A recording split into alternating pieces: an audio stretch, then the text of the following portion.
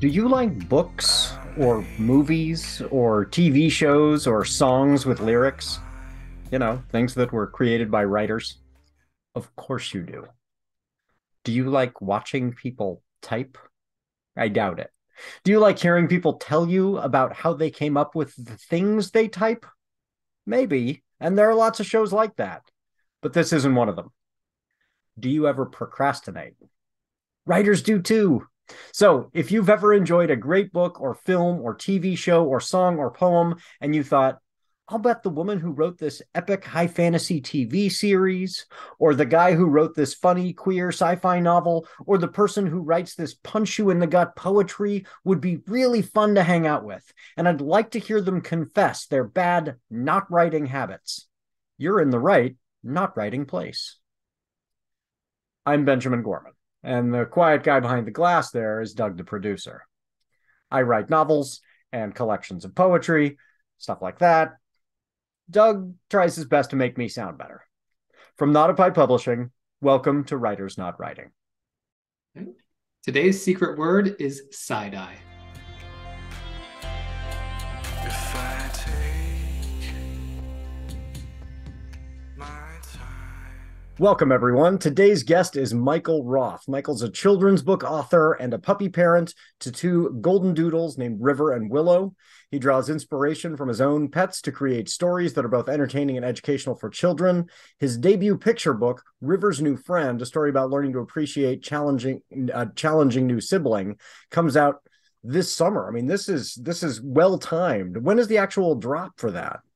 Yeah, so I'm doing pre-order in March of this upcoming month, and then kind of wide release May, June, depending on when the books arrive from the printer. Oh, that is exciting. Yeah. That's wonderful. This is your first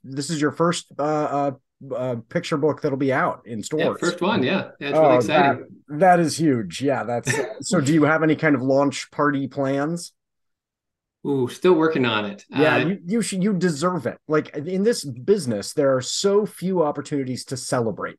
And it's like, you get the proofs back from the printer, go out to dinner. Like, you get the launch party, throw a huge shindig. Like you deserve it. It's a big deal.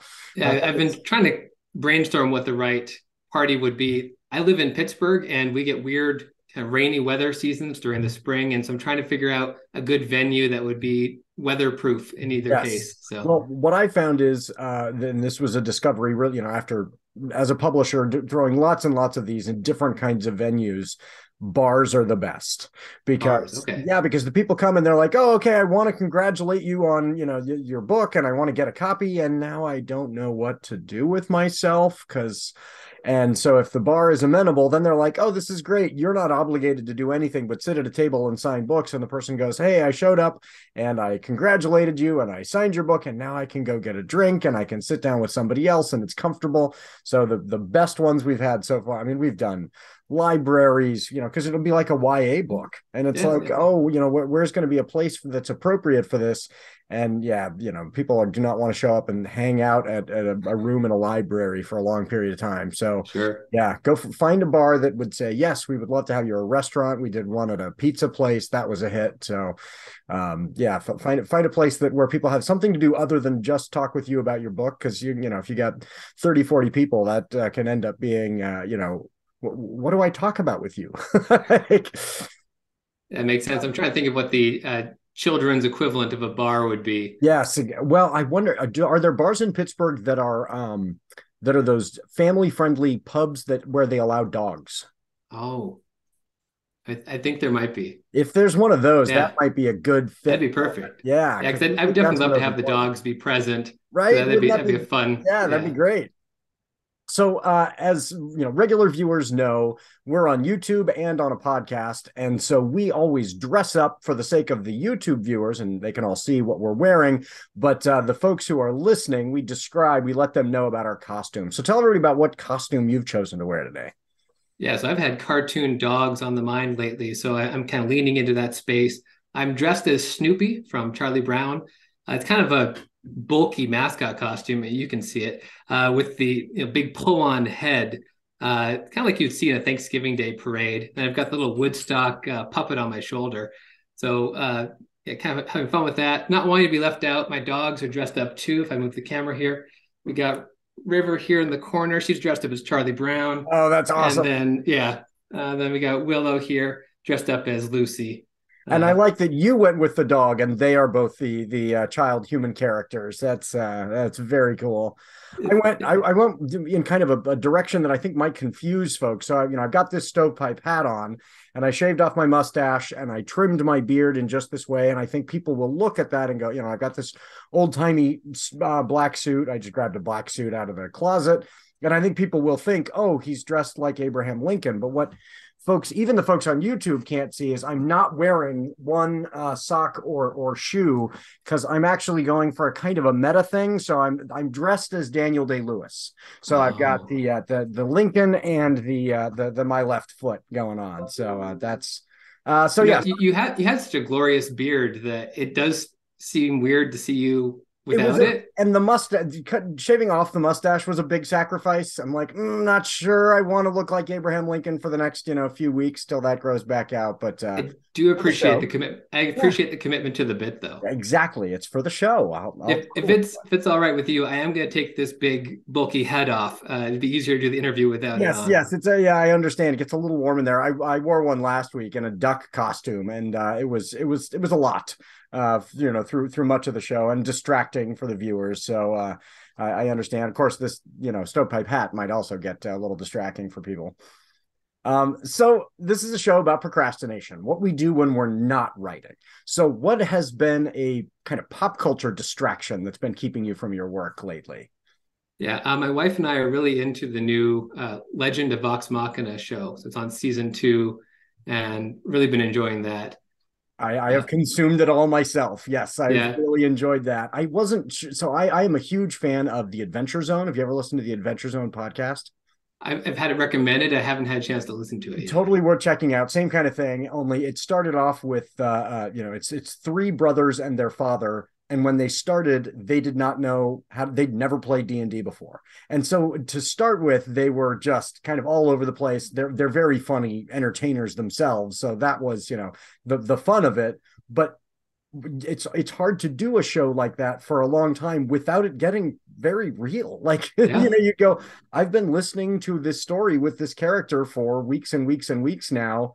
I care about this character now. And like there was an episode that made everyone cry. And it was like, wow, we've come a long way from a character named Barry Blue Jeans to, like a character, characters actually crying about these. And now since then they've done different seasons where they're trying out different kinds of games. So they started with D&D and now they've done, variations that take place in kind of a steampunky world and a Western and that kind of thing. And so they have mentioned Critical Role a lot on theirs. Are you a Critical Role listener? Uh, Kind of casually. My wife is a diehard fan. She's listened to all the episodes, and so I've seen an episode or two here or there. What does she think of the adaptation to animation? And she really enjoys it. She thinks they're doing a pretty good job porting it over. And it's something I like talking about with her as a writer because if your viewers aren't familiar, Legend of Vox Machina is an animated show they've made out of a live stream Dungeons and Dragons show called Critical Role. Right. So they played their campaign and then they raised money to turn it into this animated show. And so as a writer, I'm fascinated by how they've done this adaptation because Dungeons and Dragons has no structure to it. It has no there's a story that the dungeon master tells, but then all the players are little chaotic elements, and then you add in the dice, and things can go in very strange directions. And so there's no guarantee that it will tell a good story. Right. And now you have to come in as a writer and take what was this kind of chaotic web of things happening and turn it into a story that people can consume in a half-hour long TV episode. Yeah, well, I think it reinforces this, belief that I hold very deeply that human beings want stories to work. Like we want our stories to follow a pattern, to work properly. And so when we are, but when people are playing D&D, they still tend to lend themselves to arcs, and they, Yes. the stories have the kind of the right beats even when there is all that chaos, and people manage to kind of shoehorn in their chaos into these structures that end up making good sense, just because we have a natural inclination to go, these characters challenges must be resolved or else this will be tragic, and sometimes it is tragic but it still resolves in the right way. And so yeah, it's fun to see, to listen to a D&D game and go, this is still ends up being good storytelling, good It collaborative does, yeah. storytelling, even though there are these things that are seeming to get in the way. They really end up just providing opportunities to say the story will go in a different direction than you want, but eventually it's going to be a story. Yeah. So at the end of every episode, I grill her, okay, what was different? What did Yeah, they change? And then I try to rationalize in my brain, why did they make that change? And a lot of it is, all right, they're trying to make a more complete arc for this character in this episode.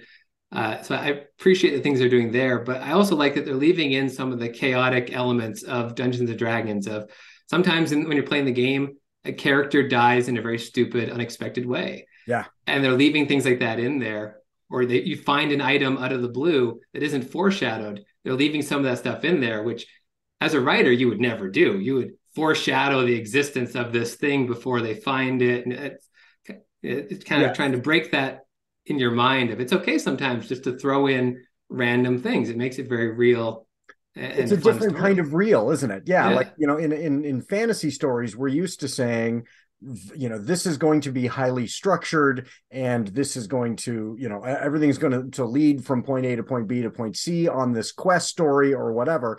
In the life we actually live in the real world, things happen for no reason, and terrible things happen unexpectedly, and so it's you're injecting that element of a reality into what is very clearly a wild fantasy, and then four dragons show up in town, like right. it's a fantasy setting, but it does, yeah, it does, give you this sense that, and it affects the stakes. At any It moment this does. weird thing could happen, so maybe we shouldn't get into this fight, because if we do, one of us could die right now, like, so I that's one of the things I appreciate about D&D is it's, I don't think I could ever be a DM. It would just be so. Have you DM, right? Have I you? do not. You don't DM either? I have a friend who really likes to DM, and I'm happy to let him do Yeah. the job. Yep, because I think I would be too controlling. I would be going, no, I really need your characters to do the following things so I can get to the next place in the story. You're driving me crazy because you're all acting like actual autonomous beings. Like, so yeah, DMing is a ton of work, but it's also, I mean, it can be really fun, but you've got to have somebody who's willing to say, I'm willing to, give you this flexibility and not force you back to a path that I had, preconceived. And I'm a writer. I would just be like, no, you must act out my tale, which is not good role playing for anybody. We've got Doug, the producer. He's brilliant. He'll go through and edit that out in such a way that no one will even notice. Thanks, Doug. So yeah, please, Doug, don't forget that. Thank you, Doug. So in addition to writing, what about entertainment? What about the news? What has grabbed your attention this last, recently, that has taken you away from your writing? Yes, I'm a big sports fan, big fan of the NFL team, the Denver Broncos, and they've been in the middle of a very chaotic and dramatic coaching search. They had fired their previous head coach, and they've been trying to find a new one. And I've never seen anything quite like how this search came about. There were secret meetings, secret candidates. There were different rumors every day, and so I've been trying to follow that drama and figure out what was going on. And then in the end, they ended up trading for a coach that was under contract with another team, which is a fascinating thing to me that you can trade not only for players, I but you didn't can even know trade that for was staff. possible. You can trade for the staff of another team and bring them onto your team. So When they trade, because I'm a big NBA fan. I don't think that's ever happened in the NBA. When they trade, are there the same kind of, like, they take on the contract or do they need to exchange roughly the same amount in contracts for that person? it works a little differently. Typically, you will renegotiate their contract when they get to you, but you do assume their contract. But the odds are the coach is going to now want a better contract. Sure, Uh, but what did you have to give up to get them? I mean, do you have to say we're going to give you players, or is it other staff, or how does that work? yeah, so coach trades in the NFL end up being very strange, where you actually include pretty valuable draft picks. And so Oh, the Denver Broncos traded a first round pick, which is the highest pick you can have, yeah. to the New Orleans Saints to acquire their old coach. That And I so, That would be fascinating in the NBA. NBA is very much a players' league. Like, who's we have the same thing with our Portland Trailblazers, where we had to find a new coach. The last coach was a very good coach, but he was consistently getting us to kind of the middle. And yeah, it was this sense of, okay, if we're going to, move from somebody who's taking people who you didn't think could get to the middle, getting us to the middle, great. Now who's going to be the person who can get us to a championship kind of a thing? And it was who does the star player like out there? And so that it ended up being kind of rough because there was some stuff that blew up in the news about our coach's, some issues in his past, and then the player is going, well, when I was lobbying for this person, I didn't know that, but I still think he's a right. really good guy and he would do really well for us. And so it was kind of wild, but the players almost choose, or have a lot of influence over. But then the way that they move on is they just fire them and they continue to pay them. It's like, oh, you've Yeah. got a 5-year contract. You're 2 years in. The players have decided they don't like you. You go sit on a beach for a year and you collect your pay for the next 3 years, and then you go work somewhere else. So once you're at that elite level, they're doing just fine for themselves. But I've never heard of a trade. It's certainly not involving picks or players. Like that would really complicate the draft system, Oh, which yeah. the media and diehard fans sickos love. Like, keeping track of, okay, but it's a it's a first round protected pick. And Right. like, so maybe that's something the NBA should look into. How do we start swapping coaches around? That would be that would be a lot of fun. I think sometimes as sports fans, we like to think, oh, this isn't Real Housewives of Beverly Hills. We're watching something, cool, but we're just watching a reality TV show too. Totally is. We're following the Totally drama. is. There's all the infighting. There's all the rumors. There's the gossip, and we eat it up. It's soap operas for stat heads. Like It it's, is. oh, It okay, is. here's a soap opera and it's connected to numbers. Like, like, yeah, absolutely. So what about hobbies? When you're not working on your actual work, what hobby keeps pulling you away? This is probably won't come as a surprise, but I play Dungeons and Dragons as a hobby. Kind of started right before the pandemic, and then when the pandemic hit, it kind of supercharged our games. Where now we were needing a social outlet, we were needing a way to talk to our friends and do something fun when we couldn't because of lockdown. So suddenly we went from having never played to being in 3 different campaigns, and it kind of became a pretty big part of our social life, a big part of our general hobby life. And even after COVID is, changed and it has kind of wound to a different new normal, we've still kept playing in these games. And I think what we've found as a group is that it's a good escape from stressful life.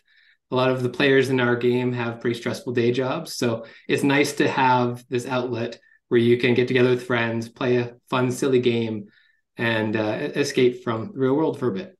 And if you've got the right group of friends, it makes all the difference. Like It does. I have never played a long campaign. Every time I've tried to get into a game, I'm like, oh, okay, this one, so I've been invited. We're going to do this one. And then finding the right group who's got the quantity of humor that Yeah. you want. Some people want a really serious game, and that is not my style. Like, I want to be able to joke around, and I'm like, oh, I'm in this room, and these folks do not want quips.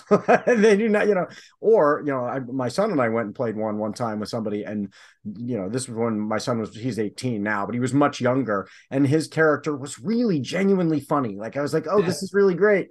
And the folks were like, that's not realistic. I was like, realistic to done, like, we're in a fantasy world, but they were worried that he would essentially break the game stats Yeah. wise, like, and so that's, yeah, it's finding the right, if once you've got the right crew, hold on to them, because that makes all the difference. I've been very blessed in that regard, in that I play with my wife. The dungeon master is my best friend. Another one of the players is my wife's best friend. Another player is the dungeon master's brother. And so, and another friend of ours. So the chemistry comes really easy to us because we were all such good friends in real life. And that's not always a given. It's not all the time that your friends share your Yeah. interests and want to do something like this that's this time intensive. And so very lucky to have had that work out, that get to spend time with people I love. So. Oh yeah, and doing it during the lockdown, that's brilliant. Like that's the way to to have survived that. Do you find that it's fun when you, I mean, are you seeing your friends play very much against type in terms of their characters, where you're saying, I know you and this character is very much not you? Sort of. So I have a theory that everyone's Dungeons and Dragons character contains aspects of themselves. Oh yeah. And so even when you're being not yourself, there are bits of yourself in there. And so I can always look at them and see, yes, you're being a ridiculous person right now, but I can still see you in how this character is behaving. And so anytime I try to be an off the wall character, go very against type, I end up seeing myself coming through no matter what I do. Yeah, which, you know, when you're with a group that's that close, that's got to be an extra layer of fun. People are seeing through that character and they're like, yeah, but I know you.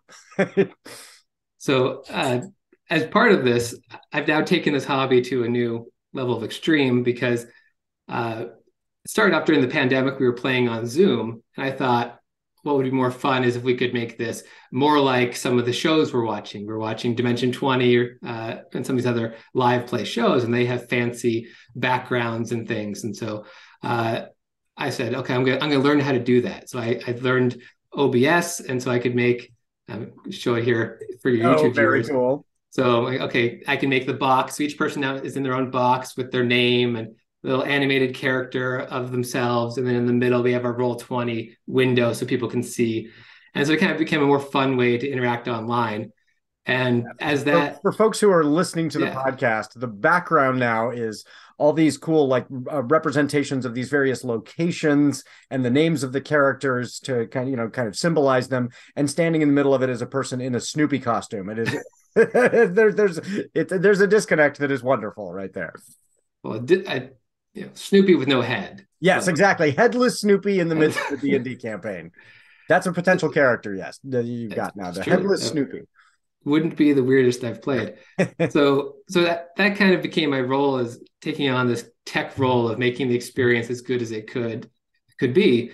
And I kind of viewed it as an act of love I could show my friends. I want this to be the best experience that it can be, so we all have this escape that we're enjoying, be as fun as it can be. And so that then transitioned to, we started to play more in person, and suddenly I had to figure out what is my equivalent of doing this in person. And so lately I've been working on turning my basement into a full Dungeons and Dragons room, where I'm making prop walls. I've made a custom table. I've got monitors and cameras hung up for our virtual players, and it's kind of become this interesting new avenue for me to explore. I've never done carpentry, so that's been a fun thing to learn. And that is very cool. Yeah, like absolutely trick it out so that it is the space for you. That is really great. Yeah, so I just toggled my background here now. So if you're on audio, I've made these prop walls out of insulation foam. I've carved in different, kind of similar to the wall you got in your background there. Well, mine is not quite as cool as yours. That is really great, because yours are actually three-dimensional. This is sponge painted bricks, but I wanted my study to feel like a medieval tower, but yours, that came out really well. So that's our next step, is sponge painting. So we've now carved out all the individual bricks. We're going to go in and sponge paint each of them to make it look a little more realistic. But yeah. Well, and that's why I did multiple coats of different shades of gray with sponges, and it is fun. Yours turned out great. Medieval feel. Well, that is awesome. Okay, we're going to take a quick break. Doug, fire up the ad music, and we will be back momentarily. This week's ad is for ads, more specifically advertisers. Even more specifically, people who want to advertise something on our show. Are you an author struggling to let readers know about your book? Do you have a product that would appeal to the kind of person who also likes to listen to writers talk about procrastinating? Do you like ads filled with questions? No? Well, then give us a better one by going to the homepage for this show and clicking the link on the bottom about advertising here. We're now on our 11th episode. We have over 500 downloads. That's not a lot, but the graphs are going in the right direction, and our rates are very low. So why the heck not? We also have a couple of live shows coming up. Come participate in a live recording of Writers Not Writing at the Portland Fan Expo, which is from February 17th to 19th. There's a way to get tickets in the show notes. Guests will include Jeff Davis, Derek Koch, and Nicholas P. Robinson. And then we'll be at Norwescon in Seattle, April 6th to 9th. The guest for that show, or TBA. We'd love to have you in the live audience. Bring some fun questions to ask our panels of procrastinating authors. We will see you there. And we're back. So what is it? Part of the writing process is daydreaming, and at the same time, daydreaming can be a means to procrastinate. So what are some daydreaming you've been doing lately? Yeah, so I've had this idea of taking what I'm doing in the children's book space, but also combining some of these skills that I've now learned from making this Dungeons and Dragons setup. And I've thought, could I make a children's TV show for YouTube where I do children's book readings, where I read aloud and have the kind of text set up so that you can see the pages, you can see music and sound effects. And could I make kind of a fun show that kids could enjoy on those times where a parent needs to hand them a screen to do whatever? It could be a fun thing for them to watch. And so I think that's a great idea. I mean, yeah. I'm sure there is a huge demand when folks know this is somebody who cares about children's literature, who's going to be exposing them to books I might not have yet. Yep. And that's good for kids too. And the nice thing about a YouTube show is when the kid says, I want to hear this book 300 times in a row. You don't have to read refresh. Yeah. Okay. I think that would be a total win. Yeah. My son, when he was little, it was the same books over. He had his favorites, and that was great. Oh, yeah. I can imagine nowadays I might have said, maybe I should just record this. There's so much value in taking a kid to a story time at a bookstore or at a library, but that's not an option for every parent. Well, it's not an option at all times, It's not adding exactly the convenience of, yes, please do that. Take your kid to the library. And also when you need to go take a shower, here's the means to do that. And that process of repeating the same story over and over and over is important for children. Like this is a way to say, I not only know the content of the story, but I understand what's coming next. That feels comfortable. That feels, there's relief, there's comfort. And so teaching kids that those positive feelings can come from books is a really healthy part of their development. So I encourage you, by all means, do that. And let me know how I can promote that, because let's get that out into the world. That would be really cool. Yeah.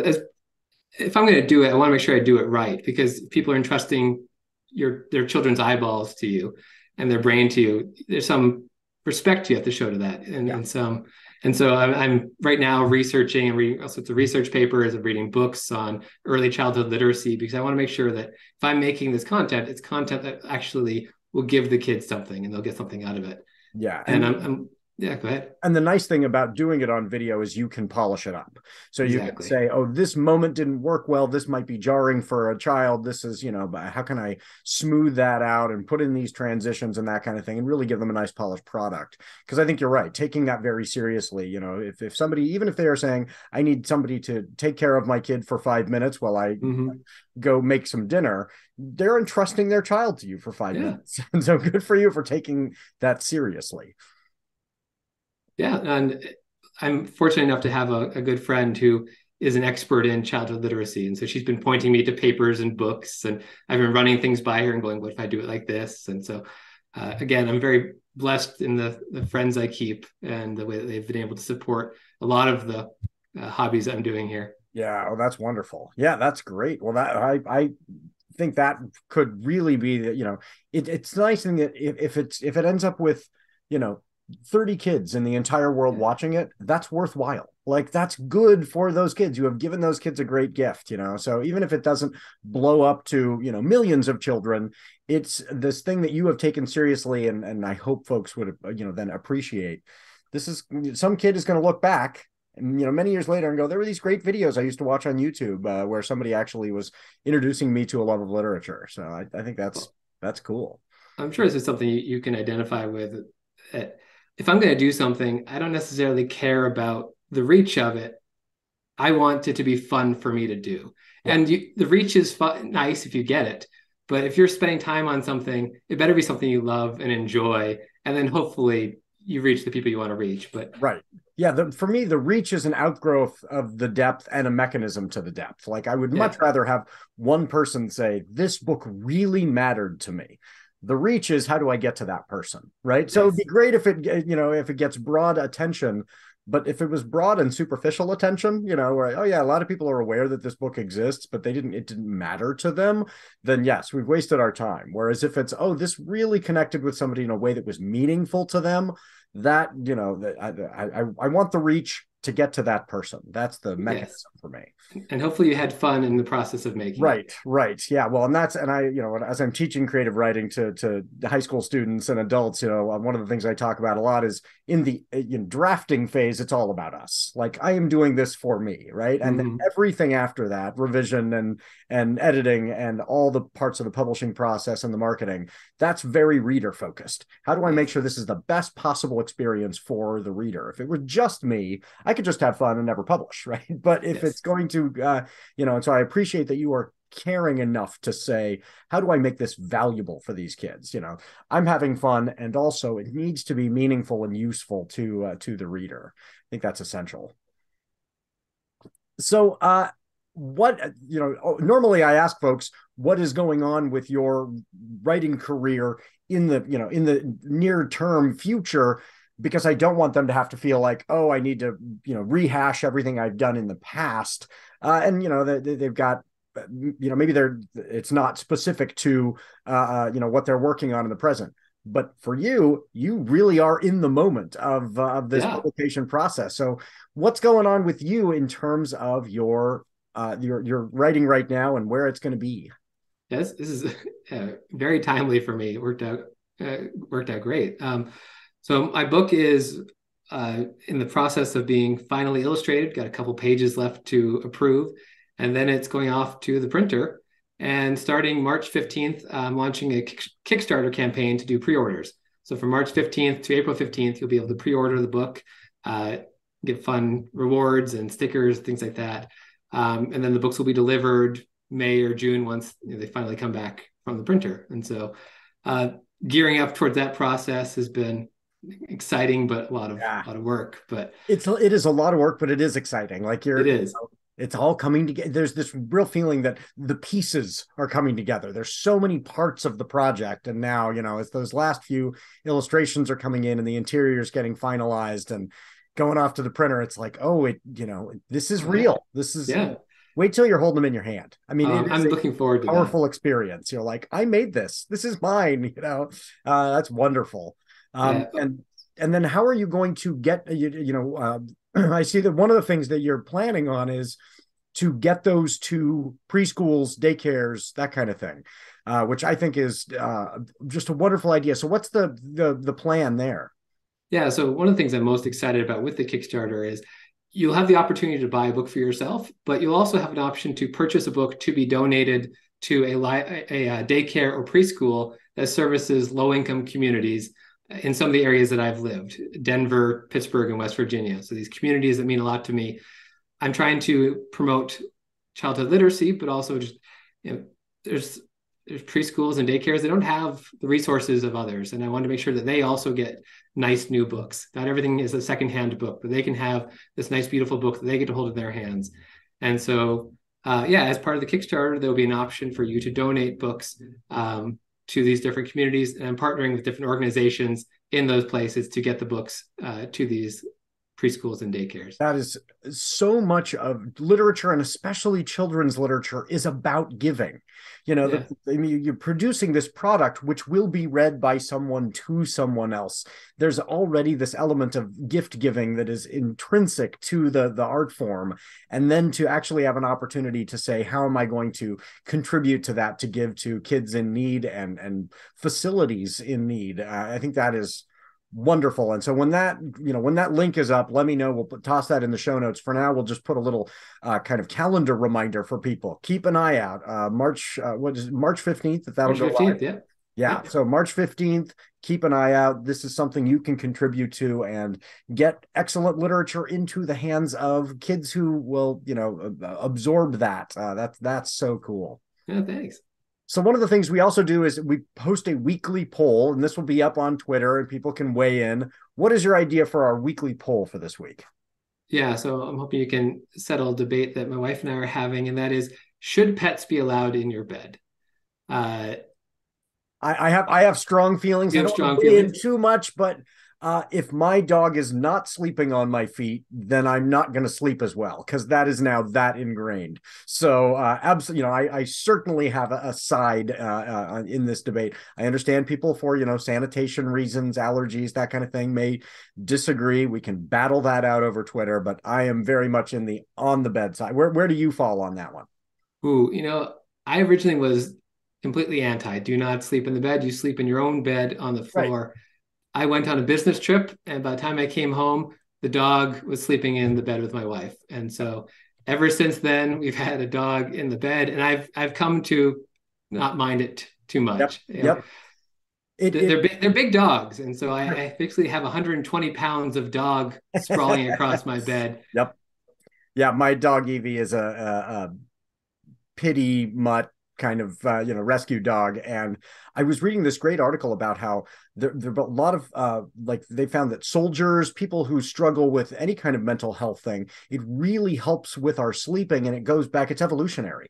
Like this is, I am comforted by the fact that there is another heartbeat near me in the bed, and so even if my spouse is not here, if Evie is just, I mean, she will just kind of lean into, she's learned feet is better for everyone, but used to Mhm. be, she was, when I was single, she was like rolling onto my back, and it was like, oh, this is actually a comfort to us both. Like we are beings who are social beings, both pack animals, and now we're in the same pack, and that feels better. So yeah, I'm a fan, but I'm open to hearing that people hate it, and we'll let folks weigh in. So look for that on Twitter, and give us your feedback.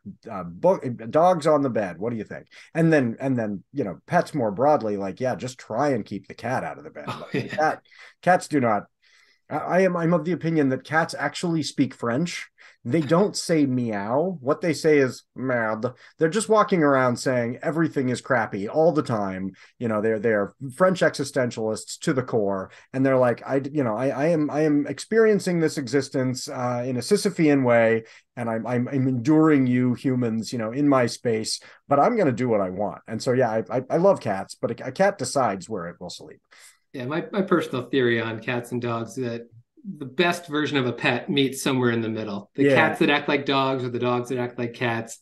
That to me is the sweet spot. If you get too Yes. much of a cat or too much of a dog, to me, I'm out. I like where Yes. they are in the middle. Although I admire a cat's disdain, Yes. like the way that they're just like, a cat can give side eye like a human being, where they just kind of go, really? It's like, wow, I feel very judged by this animal right now. Whereas, my dog Absolutely. cannot be disdainful. She's just like, no matter what is happening, I do love you. And you're like, really? Because this is not the best look for me right now, and you're still looking at me admiringly. My dog's name is Evie, which is an acronym for external validation. Because I walk in the door and she's happy to see me, and I'm like, that's why I got a dog. Somebody is glad that I exist. She's the best. So you say that about dogs giving side eye, but my children's book story is based on my older dog River not being a fan of when the younger dog Willow was brought home, and boy, did she give some side eye to the Oh, puppy. really? There And was some so, strong judgment. You have invaded my space and my absolutely. people. Yeah. So the picture book has some illustrations of that, but those are based on real pictures. And so Yeah. they can give not give side eye to us. They're loving Right. The masters, but food givers. Yeah. is They, the they food don't get givers, side eye. but to one another, absolutely, they can give some powerful side eye. Some powerful judgment. Yes. Well, and what a great topic for a book for kids who have siblings. Yes. So that I can see that there will be a lot of value to that for parents who are saying, oh, my child is struggling with the fact that they have Mhm. a new sibling. I think we need to get this book. This will really help. As I wrote I didn't realize how much it was reflecting my own experience as an older sibling. Yes. And it's kind of one of those fascinating art moments where you sit back and go, oh, this is actually a story about me. It's about my Uh-huh. dogs, but somehow it's turned into a story about Oh, me. I have absolutely experienced that where, I'll have some insight, not always a comfortable one, during my own writing process where I'm like, oh, I just told on myself there a little bit. Yes, that absolutely happens. Uh, in terms of now that we're, speaking of literature, Yeah. what books are taking you away from your writing right now? Yeah, so I just received, as part of Kickstarter I backed, these two beautiful anthologies. I'll hold up to the camera for YouTube: The World of Juno and Farther Reefs. So this was a friend of ours, Dan Evenson, and a bunch of writers that I know are in these anthologies. And so I've been really excited to get them and support my friends who are very Yeah. talented writers. And So are they like thematic where they, or are the anthologies all different kinds of stories, or do they have to do with reefs? Is there something tying them together? yeah, so it's Or Juno a stuff? fascinating. It was a fascinating exercise where the creators of it invented an entire world and then invented writers to come in and write in this world. How And so they cool. kind of set the general framework, and then you got to come in and tell all the stories in this made-up fantasy world. Yeah. And then based on how the stories turned out, they put them in order of we think this one would come first, and Yeah. then built it out. So I loved it as a thought experiment, just an exercise of create a world and then other people play in your sandbox. Yeah, I've been involved in anthologies that have different kind of thematic structures, and one of the ones that our publishing company published was kind of like a Matryoshka doll, where it was all the stories were, this story is within this story is within this story is Oh within wow. this story. So that one was really tricky to edit, but it came out really well. How did that? Are you talking like if there's a book inside the world that is the story, or is the No, story so they're playing out all different inside? genres. So that one was really fun. So it was a way to kind of explore a thesis of mine that all stories, follow this roughly the same structure. And so my theory was if I put this all call out to authors and said, I want you to write a story where 2/3 of the way through the story, a character turns to another and says, this reminds me of the story when, and then, somehow whatever story is inside of yours will become, a conversation piece and your story will resolve. Only the trick is you don't know what story will be inside of yours. And the theory being it doesn't matter because Yeah. no matter what, the story inside will still be able to be an illustration for your characters of some point that they are making within the larger story. So I put this all call out there, which is a challenging one because it's easier for writers to say, oh, I've got, 30, 40 stories that I'm working on. And I was basically saying, you have to write one that will only work in this anthology and take a fly on that. And so I'm very grateful to all the folks who tried their hands at it. And, we couldn't accept them all, which was kind of heartbreaking because it was like, this person wrote this story and it just does not fit. But the ones that did are all different genres. So you'll have a character in a science fiction story tell a fantasy story, and within that somebody tells a crime story, and within that somebody tells a mystery, but they all then climb back out of Yeah. that with their endings, and it genuinely works. You can read the whole thing straight through and it goes, oh, it does seem to illustrate a point that this character's making, and so it worked. That one worked out really well, but it's really weird. So uh, do you gave them the structure ahead of time? This is what Basically, it'll what be. I shared with you is all I told them. So 2/3 of the way through, a character introduces the fact that they are now going to tell a story to make a point. Only you don't know what that story is, and then at the end of the rest of your story is the consequences of that story being told that you don't know.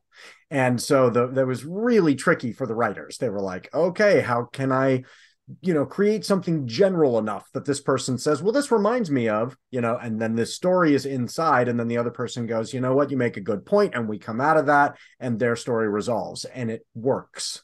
So That's that fascinating. one was, What was that called again? it's called Stories Within. Or is And then I created a kind of a framing device where the first story is a person explaining why stories matter. And then the middle is her explaining kind of how she learned this from her grandfather, and the ending resolves that. So all the stories that she tells this person are within this larger story. So that one was, yeah, that one came out really well. But yeah, I like the idea, but I can imagine the same challenge of saying to people, you have to write a story in this universe. this is not something you're then going to be able to sell to other magazines. This is not, this is a one-off. You're taking a risk writing in this universe. So good for all those folks who took on that challenge and said, yeah, I'm going to risk it. I'm going to, write a story that only will work if it gets in this anthology. So I wonder if it will translate in the writing where you'll go, these people were really committed to this project. Like, I think so. And as my understanding, again, I haven't had a chance to read it yet. This is to read pile. This is not stuff we've read yet. Yeah. Is that they have a wide timeline of this world and a large map. And so things are happening in different spaces.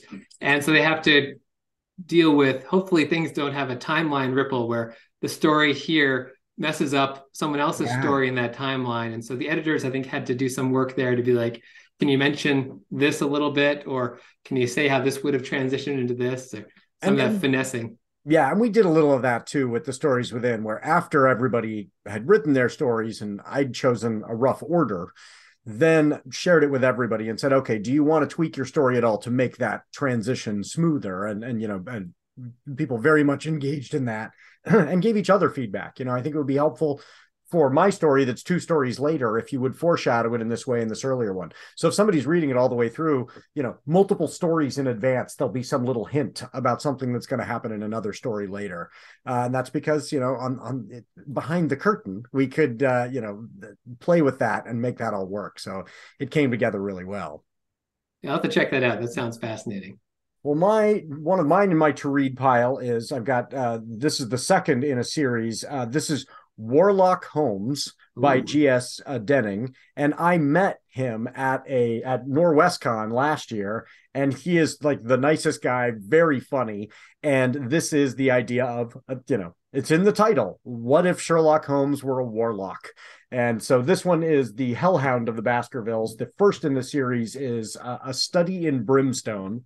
And it's Sherlock Holmes as kind of fantasy comedy. And as soon as that was kind of pitched to me, I was like, yep, that is in my wheelhouse. I will have to check those out. So haven't read them yet. I'm embarrassed to admit my to read pile is so, dangerously high. But I will get to it. And I encourage everybody else to read it before I do. Is that a full series? You said there's yes. This is the second. I don't know how many are there. I'm not sure how many are in the series at this point. But yeah, Warlock Holmes, Sir Henry Baskerville, Mrs. Hudson. Yeah. So it's, it's all this, the characters, but turned into kind of paranormal fantasy characters. So I'm so curious what Watson is going to be. Yes. What is his, and I don't even know yet, but check that one out. Warlock Holmes. So where can folks find you? So you can find me on my website, which is rothwrites.com. If you're a writer, I also have a lot of writer resources on that page, including a story structure comparison sheet, which a lot of writers have found useful, which is about 15 different story structures all laid out on the same sheet.